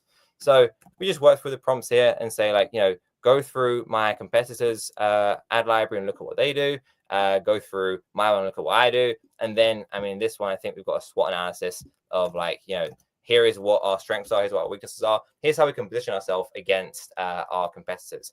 An example of this didn't come directly from this Gumloop workflow, but we did a similar analysis like with ChatGPT. We found that like when people looked at their competitors like AG1, they were like a big complaint that they got was that their like people were complaining about the taste of it, and people didn't complain about the taste as much through Huel. So we can position ourselves like in our ads. We can have a look at like their ad library, like what do they do that we don't, and vice versa. So you can just build like a ton of workflows like this. Gumloop allows you to connect to a bunch of stuff that Poppy doesn't. Like you can connect to like ad comments. So we built an ad comment scraper inside of here as well. You can connect to Instagram, TikTok. So you can do all sorts of organic analysis too, which Barry, like we should talk about, because we spoke about that idea from time to time. For sure. As a really interesting play to get some analysis. And another one that we built out inside of here as well is we built the TikTok scraper. So like you can type in on the front end, you can say like, the search term might be best jeans for men. And then it will go on to TikTok. It will find all of the like viral videos in best jeans for men. It will transcribe them. It will then work out which ones are the best fit for my brand based on my customer reviews and based on my website. And then you can even get it to like write scripts, like drafts to recreate these organic videos. So like now you've got this thing that like is autonomously like, scrolling TikTok or scrolling Instagram, scrolling whatever platform, looking for organic videos that are the best fit for your brand, and then giving you ideas and insights to go and recreate those videos for you internally. So there's so much you can do inside of here. Again, in that YouTube video that Bart and Barry linked in the chat earlier, there is a tutorial on Gumloop in there. And I just recommend just start playing around with this on the free plan, building up a couple of simple flows, even just building a flow that like goes into your ad library, scrapes 5 videos, and then do analysis on that. And like that might not be useful for you in creative strategy today, but like just to start using a tool like Gumloop, because whether it's Gumloop or whether it's another tool, like this is the way that the industry is going. Being able to build workflows like this that are repeatable, that I can run, like set up once, and like now for the rest of the time, like my team can go in here and they can run analysis, or they can create hooks, or they could look at organic TikTok, or like whatever it is. It makes it a lot easier for us. So and there's a ton more I can say about Gumloop, but just like a high level overview, like that's what can be done inside the platform. Sweet. Thanks. All right. Well, I'm going to take a minute here to switch over. We're going to talk, before we dig into the Q&A, we're going to talk, just highlight again the course, which you are a part of. So if you want to, if you're interested in any of this, if you're at all spending more than $1,000 a month on Facebook ads, or you want to be spending more than $1,000 a month, if you're spending $100,000 a month, $1 million a month, $10 million a month, this is a course for you. The more that you are spending on Facebook ads, the more that the cost of this course is irrelevant. And will pay for itself. So if you are at all interested in what we're talking about here, Alex actually teaches one of the workshops during the course where you get to go a little bit more in depth on what we're talking about here. And I just want to dig into a little bit more about the program that we are offering for my course. We talked a little bit before about all of the testimonials. Like if you're at all interested, please seriously go check this out. Read some of these things. Read all of the things that people had to say. There are business owners in here, media buyers, creative strategists, creators, all sorts of different jobs and roles, and people that found this course to be extremely valuable and pay for itself. And then also, like if you work at a job and your company might pay for it, we'd also recommend you look into that. We had a lot of people who were able to get their companies to pay for the course for them so they could grow their learning. Our friend Colin right here mentioned that he runs an agency. He's basically my neighbor here in Brooklyn. And he said, had our creative director in this to get a better understanding of Meta specifically and more details on creative in Meta. And she thought it was fantastic. So that's just one of these like many things here. We have multiple people talking about how much more, like literally someone said, I think we're on course to be a 7-figure company now. We had an ugly founders ad take off March 1st. Like that was like right. That was not long after the course. So and then they said we made an ugly founders ad yesterday and it's now the top spender today. Like so many of these success stories, it's like, I really don't know how there could be this many people watching who aren't already just going to buy the course. And just real quick, wanted to go through the program here. So the first thing we dig into is strategy, just research and creative strategy, AI enhanced, talking about a lot of the things we've talked about here, but digging more into what I really look at, what I really think is important, the theory, the philosophy, everything behind that, and what we're trying to study and how to find what makes your audience tick and find the stuff that they care about and how to find the inspo that looks and feels like that so that you can make stuff that look and feel like that. Then we dig into more specifically about creative, making ads that people don't hate. Just thinking about like the creative systems and workflow and operations, strategies for getting content from your existing customers, the stuff that I do to just make ads myself. That's one of the biggest things we do in this course is just get you to go make your own ad and to find the value in all of that. And how to make more ads faster and find the value in that. We also dig into media buying. I mean, I've been media buying for about 17 years now, since 2008. I will be hard pressed for you to find someone better to teach you how to media buy in a scalable, simple, understandable way that makes sense, but also is not traditional and is not intuitive. And takes a little bit of extra understanding to really peel back and understand how and why we would do media buying in such a simple way. It's often kind of surprising to people how simple it is, but really, once you understand the theory and the philosophy and the logic of how the system works, which is something that we we deeply talk about in the course, then it helps you understand why you'd want to set things up in a simpler way to be able to better understand what's actually going on when you actually understand how things are working. And then finally, we talk about we bringing it all together, how to optimize performance, how to make basically the machine so it's always able to be iterating, always be able to improving, and just not getting in your own way. So many media buyers do things in their ad accounts that actually get in their own way. They think they're optimizing. They think that they're doing a really good job by doing this and this, but they're really just making it seem like they're doing a lot of work so that their client or their boss thinks that they're doing something. And this really teaches you how to look at things and how to make optimizations in a way that actually scales and allows for scale and it lets you understand scale. So yeah, those are the 4 main sections. We have weekly workshops to go over those. One of those will be with Alex. One of those will be with Dara Denny. Huge shout out to Dara. We had lunch the other day. Me, Alex, and Dara. We had a lovely little lunch with my employee Colin the other day. So that was nice to get us all together. And then we went antique shopping, which was hilarious. A fun little post lunch experience. But yeah, seriously, go check this out. In addition to not only is this a great deal, you get a bunch of free stuff. You'll also get $500 off of Adcrate's Ad Creative Ops here, the system that Adcrate has built and uses and everyone's been begging for you to be able to give away. And it's so if you join the course, you'll get an additional $500 off of this set of amazing stuff that we've built to help agencies. Is it agencies or brands or everyone? So that's the thing. We've got options for both. If you're a brand, we've got a system tailored to you as a brand individually, so you're not managing across different clients. If you're an agency, we've also got a bunch of other things that we use internally at Adcrate. So you can find more details at adcrateops.com. And there's a distinction on there, like what the brand plan and what the agency plan, or like what the brand package and agency package look like. So yeah, whoever you are, like this is built for scale and built to allow you to increase your creative operations and volume without running into logistical issues.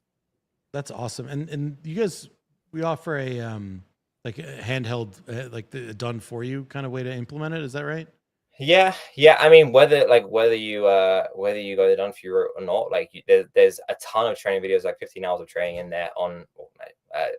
There's training in there about how to set it up, and there's also training in there like on just ad creative in general and AI that we've compiled over the last couple of years.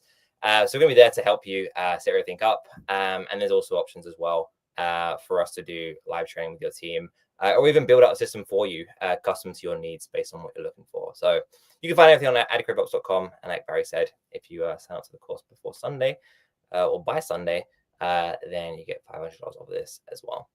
Sweet. Nice. And I will make an additional little offer right now. If anyone, the first 3 people who sign up for the course during this, while we are still on the air here, I will add a free 30-minute consulting call, live consulting call with you, just you alone. So that's for the first 3 people to buy the course today while we are still broadcasting here. You'll get a 30-minute consulting call with me. That is worth $600. Yeah, I mean, I was going to say, they ain't cheap. That is not cheap. And I'm usually pretty generous with my time here. I actually charge $550 on my site for that, $550 for 30 minutes. So I need to increase my hourly consulting rate on there anyway. But yeah, so the first 3 people who sign up during this will get that deal. All right, let's shift over. Let's dig into some questions here. Let's do a little Q&A. I know we had a lot of questions in here. I've bookmarked a couple. If you have any other questions, please get them in. We'll start trying to go through some from earlier. Give me one sec here. Someone had a question about the course. I'm going to do that first. Will your course be good for an agency that runs local lead gen ads only? I would fundamentally say yes. And I would be hard pressed to understand any person who is running ads on Facebook who wouldn't benefit from taking the course, both from a media buying perspective and from a creative perspective. Like either one or both. But I just, there is no way that you wouldn't benefit from it. There's just no way. So yeah, and I would say if you're doing D2C, you're doing B2B, lead capture, high ticket course stuff, you're doing, super cheap, whatever, like digital downloads or something like that. There's just, it's relevant to any of those people. So I don't know. I don't know who wouldn't benefit from it. I also wanted to highlight real quick. There was a nice note here. Hold on, I'm having trouble with my browser window. It's too small. So I got. Sorry, I'm like using my little teleprompter screen so I can look at you right in the eye, which makes it way too small here. But I wanted to share this note right here from a student. I don't actually know who this is. Can confirm I was doing 10K a month before building ads with Barry, just at our 10K week, less than a month after taking the course. So that's pretty big. That's a 4x increase. So that's huge. And someone who still wants, after taking the course, still wants more content from me and from you is pretty exciting. So I just wanted to highlight that there. And also I meant to highlight this one later. Anyone who's tuned in yes, this is going to be available on YouTube. I think it's available on LinkedIn and X as well, the recording, but certainly definitely available on YouTube on both my channel and yours. So if anyone is watching this live and needs to hop off, yes, please come tune back in.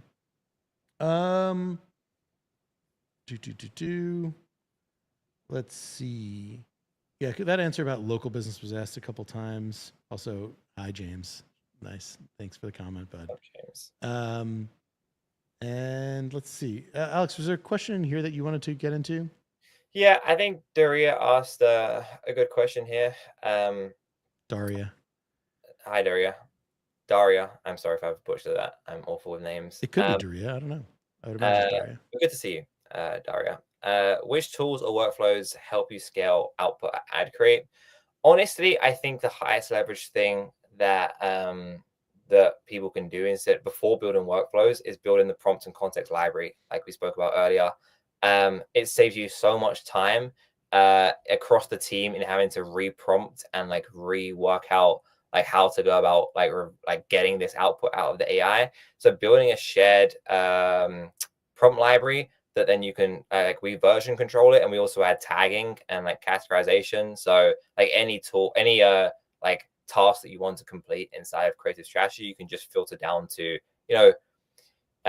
research and Reddit, and like you can see the prompts that we have for that. So I really think that's a really important thing that you can do. And then on top of that, the workflows in Poppy honestly are huge. Being able to do these static headlines or like the copycat workflow that we showed earlier is really useful. There are so many times that I see something on Twitter or I see something on like in Foreplay, and I'm like, oh, I would like this would make sense for one of our brands. I can just plug it into there and it gives me a V1. And again, like these things aren't supposed to be perfect. They're not going to get it 100% every single time. But like if it can give me a script that's like 70% there and I cut the first 70% of the work, great.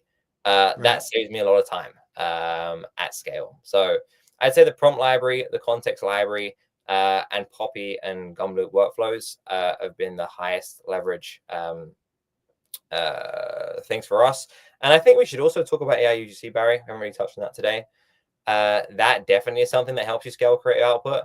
Again, that's not something that's worth switching like all your production over to AI UGC, because sometimes people hear like us talk about that. Like, oh, great! Like if it's a fifth of the cost, then why don't we just ditch all creators and only use AI ads? And don't get me wrong, like AI creatives or AI UGC can and has worked very, very well for us in multiple accounts.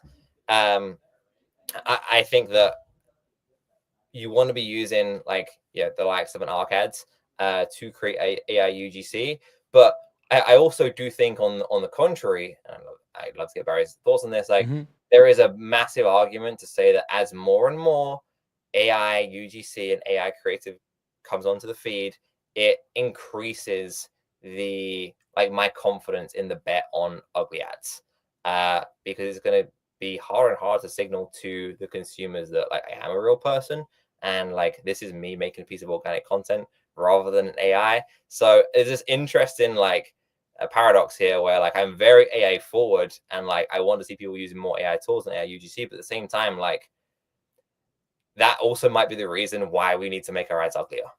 I was actually hoping you'd say that. I forget. I forget. You know, Whistling Diesel. Are you one of the people who we talk about Whistling Diesel, the YouTuber? No. So. Oh, I thought you did. Maybe. Okay. I'm wearing I don't know if anyone, shout out to Whistling Diesel. I like buying creator merch. Whistling Diesel is one of the most like chaotic YouTube channels and content creators. I mean, Instagram too. It's just absolutely chaos. And it's like stuff where I'm like, well, as long as this stuff's being made, like, like this is going to be impossible for AI to like do a lot of these things, a lot of these stunts that he's doing, and like make it believable or understandable for a long time, and nobody would care if it was fake anyway. But he does like just absolutely insane stuff. Like he just bought a let's talk salary. A Formula One car. Wait, was my screen not sharing? Sorry, there you go. Yeah, let's show this ad from Indeed. Great. What do you typically offer for this?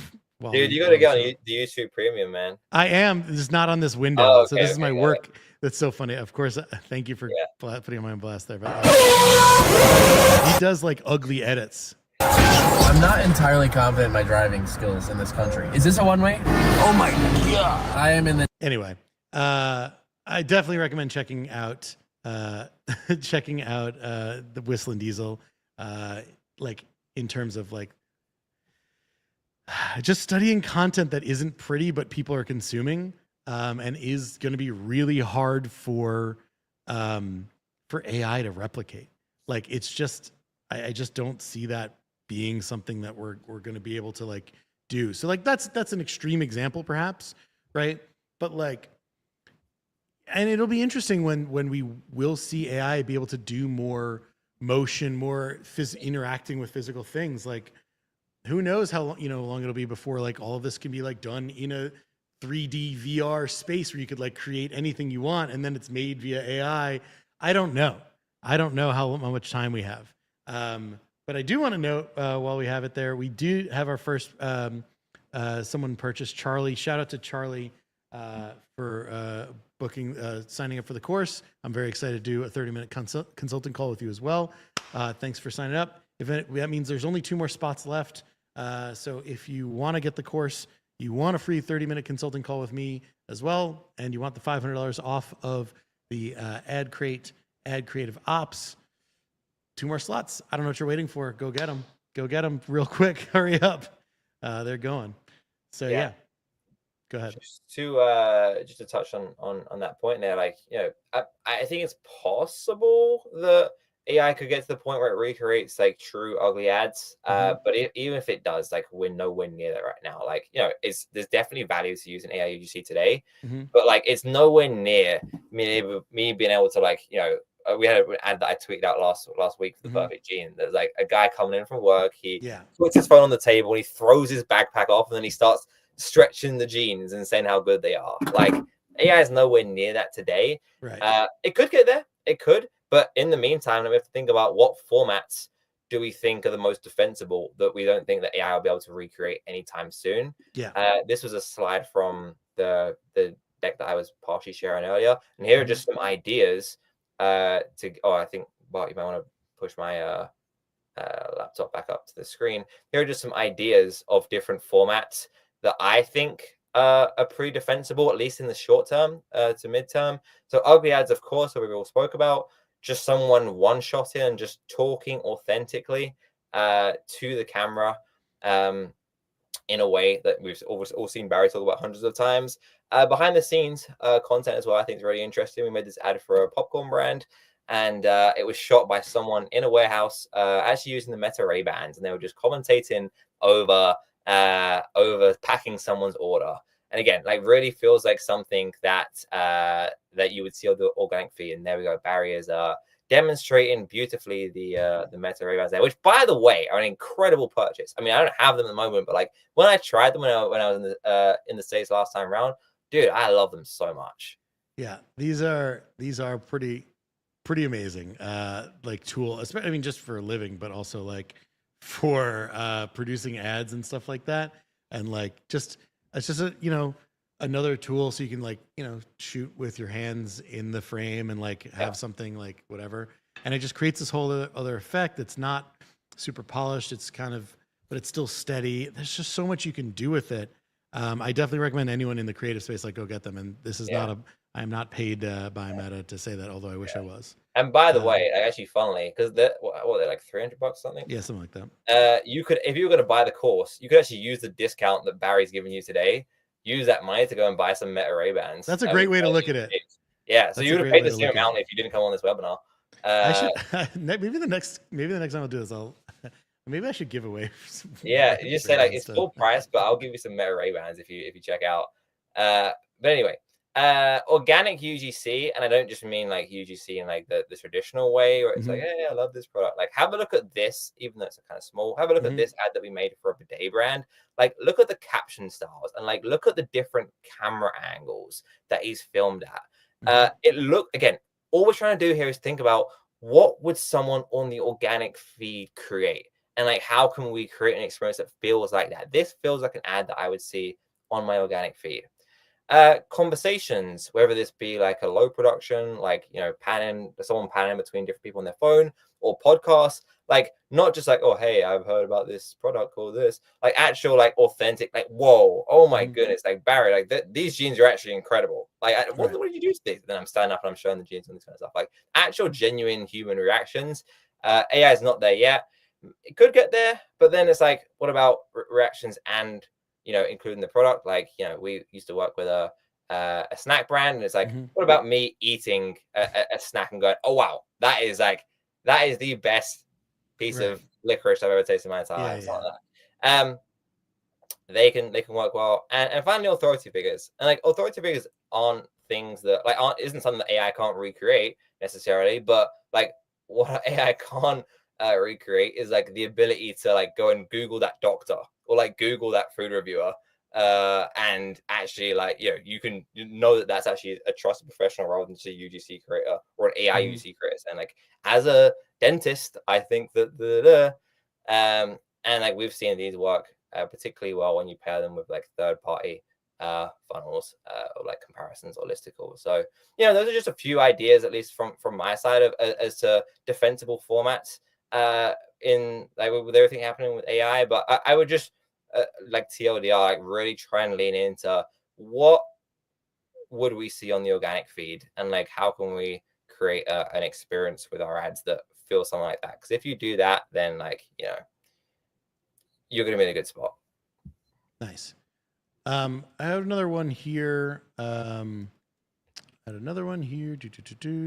I wanted to. Oh yeah, I wanted to answer this real quick. Just about is of course mainly towards ecom. It's framed a lot about ecom, but it's. I mean, like if you're an insurance agency and if you're running ads, this course is still for you. I literally am working on a project where I'm running ads for insurance and applying everything I know in terms of media buying and creative. So I don't know a world in which that doesn't apply to you. So if you're watching right now, still Harmony Capital, like now's a good time to do it, because I believe there's still one or two like free 30-minute consulting calls left, unless my reporting is lagging there. So take advantage of it now while you can. And a reminder that if you're still considering getting this, that the offer, the 20% off and the $500 off of the Ad Creative Ops, that ends on this Sunday. So I really don't know what you're waiting for. Now is a great time to buy it before we finish up this webinar, which we are going to be finishing up shortly. So we had another couple questions here. Oh, someone else just bought one. There is only one left. So sorry, hurried up. We only have one more of those left. There was a question I wanted to get to here. There's actually a few people touched on this same topic about like AI images, which like problems with them. And I just want to share my perspective on it, because I've had issues with it. Like, so many people are sharing their stuff on like LinkedIn and Twitter, like, oh my God, look at this Athletic Greens ad I made. But it's like, also the product is imperfect, like the label is wrong and stuff like that. My experience with it's been like, I'll have it make it as the concept, and then I'll either go take that into Canva and put the actual product in myself, or I'll tell it to make it without the product in it, and then I'll add in the product later. Or I'll just go remake it from scratch in Canva because it's kind of easy. I'm wondering, Alex, if you've had better success with having it make the actual images for you, or what you've seen and what's been your experience. Yeah, I mean, I spent a lot of time like writing up I mean, you've seen my prompts for image gen, Barry. It's super long. And like I tried to go super like in detail and write and get Claude to actually write out a full graphic design brief for me to put in GPT. And like even then, sometimes it gets like a word wrong or like a logo wrong on the product label, which is the main issue right now. We still make most of our ads with the strategy that Barry used, like taking the MVP inside of image gen, or just like getting the graphic designer to make it completely still. I think there is a place for image gen if you can get it close enough where like it's just a small tweak for a graphic designer. Again, like if it doesn't get to 100%, but it gets us to 80%, like that's still time saved. That's still a W for us. Totally. But huge dub. Huge dub. We are not using it for the majority of our ads right now. I think the best play is to do that and just wait. The image gen is the worst it's ever going to be today. It's going to get better, and it won't be long before it solves that issue. And also, like, there are going to be a ton of tools that come out of the next few weeks and months that are going to be like, allow you to drag and drop. I mean, Icon already does. We spoke about that earlier. But there'll be all these sorts of tools. I assume Creative OS will be building something, and everyone else will have something that you can drag and drop the outputs. But the main issue right now is the product labeling, and the answer is, at least from what I've seen, there is no way around that. Other than, I mean, one little tactical thing is that whenever I am generating a image in GPT, I actually have 3 or 4 tabs open, and I put the same prompt in 4 different tabs and generate them at the same time. It can handle like 3 or 4 at a time, and I just hope that one of them works. So that can help you out, but like it's still going to be a little inconsistent. I do just want to say that like one of the most valuable use cases that I think there is in image generation today is actually something like this that I tweeted out recently. We've done this for a few clients, and if there is a way for you to leverage this, if you could just put it up on the screen for me, Barry or Bar. If there is a way for you to leverage something like this. Again, this is one of those tips you give away. I'm like, why would you tell anyone outside of our organization about this? I hate you. This has worked on a account. I tried, but I knew this one would do well. I hate it. Like if there's like not the point of just writing on, because I mean Barry spoke about like the idea of writing text on like post-it notes. Post-it notes is the best example of this. But just the concept of creating intentionally unrealistic visuals with ChatGPT image generation, and like this isn't something that you couldn't have done in Midjourney before, but just the fact that it's so easy now to get the product integrated into this just makes it like so much more powerful. And like we wrote messages on like bellies or on feet or on windows with condensation or like, and then you can ask ChatGPT. You can literally go to my Twitter right now, take a screenshot of this, give it to ChatGPT and say, what's the equivalent for my product? Come up with some crazy ideas. And I bet it would come up with some idea that in most cases, it will probably give you something to work with. Or just think about like what intentionally unrealistic visuals can I create? Because like people don't know how to use image gen right now. So like things like this, you don't really see on the feed. No advertisers are making ads like this because no creator is going to want to do this, frankly. So it does stand out. It gets your attention. And these ads like this are doing pretty well. So and this is, again, an example where I could say, like, you could have half of this done by AI and half of this done by a real human, right? Like, or 90%, 10%, whatever it is. So yeah, I think that's a great example. Again, one that when you shared that outside of Adcrate, I was so annoyed. But look, I get it. We got to share this stuff so that people enjoy it. But yeah, I think any other last questions that we wanted to follow up on? I'm trying to double check if there were any other ones here that were there any other ones, Alex, that you wanted to answer before we hop off here? Someone asked about Adnova. I honestly, I've tried it a little bit. I mean, we more so use Motion for analytics as our use, and Adnova does a little bit more than that. But I'll have a proper, like, I do have it on my to-do list to go through properly. What I will say is, again, going back to the conversation I had with Andrew Farris, he highly recommended it to me, and a couple of others have spoke well of Adnova. So I can't give you a personal endorsement, but people that I trust have said good things about it. But when I properly go into the platform and try it out, I'll be able to give you a better opinion. Sweet. Love it. All right. Well, last chance here. There's only one more spot. As far as I can see, there's only one more spot available for if someone signs up and they get a free 30-minute consulting call with me, which is, again, worth $550. And someone literally on a consulting call this morning who's actually tuned in, someone who I had a consulting call with this morning said that after the call, he's like, "Oh, see you in an hour." I was like, "Wait, what?" And because he was going to join the webinar. So yeah, he literally, I actually put it on my website. I loved what he said so much. I updated my website immediately because he said that I'm better than a therapist. That is literally his words. So if you, and by the way, just to extrapolate on that for a second here, like this is almost all of us are in a hard spot in these jobs, like either business owners or media buyers or, agency owners, anyone in this space. Like we don't have a lot of people to talk to about a lot of this stuff and the challenges we face. So I find that my consulting often winds up being like kind of like a therapy session so that people can just like actually have someone to talk about who knows what they're going through in terms of like media buying problems, creative problems, agency problems, brand internal problems, conflicts between teams. So there's so many things I can help you with, or I can just literally help you dive into your ad account, simplify things, help you find winners, or just literally we can spend 30 minutes just jamming on ads.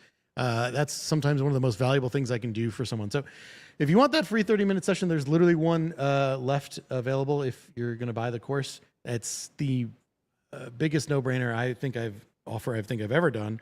So you get 20% off the regular price. So that brings it down to $15.92. If you're going to get the ad creative ops as well, you save another $500.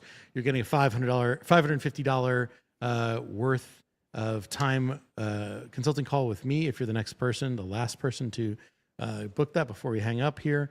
But again, just to reiterate to anyone who's joined or anyone who's considering it, please go just read through the site. Go read what people said from the first run through the testimonials there. These are like real legitimate testimonials from real students who had really good experiences learning about Facebook ads and immediately improving their Facebook ad performance. So yeah, I'm going to just double check there are any other comments or questions here. Good question here about pre-recorded material.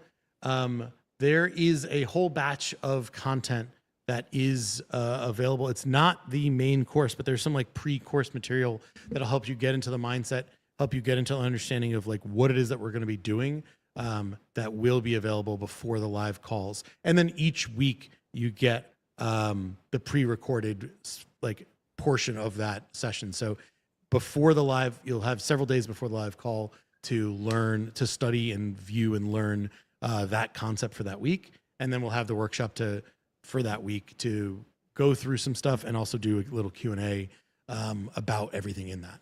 And then there's also the community as well. Like we have a community where you can ask questions. As you'll see in a lot of people's responses, like you'll be able to ask me questions in there. I'll be actually answering questions. I'll be helping guide you through and making sure that everything makes sense and works for you.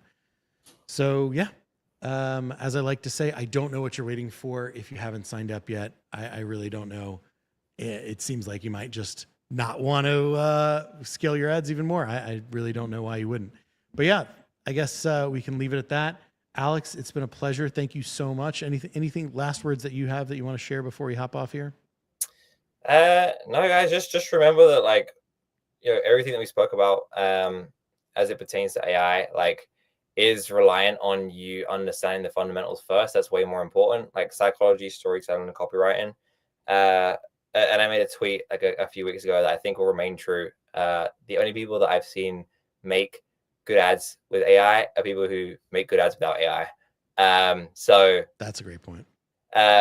Yeah, and I think that's my case for Barry's course. It really, I mean, it covers a lot of AI stuff, but like it's just everything that you would want to know about performance creative and media buying. So yeah, go and get the course, and once you bought that, then go and buy some Meta Ray-Bans and shoot some cool ads. Definitely do that. And this, in terms of this, this is an interesting question. Curious if my new Advantage Plus changes? No, nothing. Nothing's changed. I feel like if anything, my course is more valid than ever. And I've also heard of official documentation. This question. Like I've actually heard of Meta actually suggesting like the best practice of using the philosophy that I teach of like setting up ASC and setting up another separate campaign to target new people, like, because, oh, wait a second. Oh, I just saw that someone's just signed up. Hey, awesome. Jeremy, you got it. The last slot, I believe that's the last one. Thank you very much, Jeremy. Excited to see you in a consulting call. I'm very excited to see you in the course. I am very sure you are the third and final one there. I'm just waiting to see the my automation pull up on my end, but I'm very sure that you got it. But yeah, like again, the Advantage Plus stuff like works really well, and then also really needs some other fuel alongside of it from my experience. So but I think that's it. Thank you all so much for tuning in. Again, check out buildingadswithbarry.com. I don't know what you're waiting for. It's absolutely filled with nuggets in there, and all it takes is one nugget for this course to pay for itself. It's as simple as that. Thank you again, Alex. Thank you to Bart for producing this. Thank you everyone for tuning in. And I have 2 more webinars next week. One with Dara Denny and one with Sarah Levenger. So come back. I'm excited to see you then. And thanks a bunch, y'all. Have a good one. Thanks, Alex. See ya.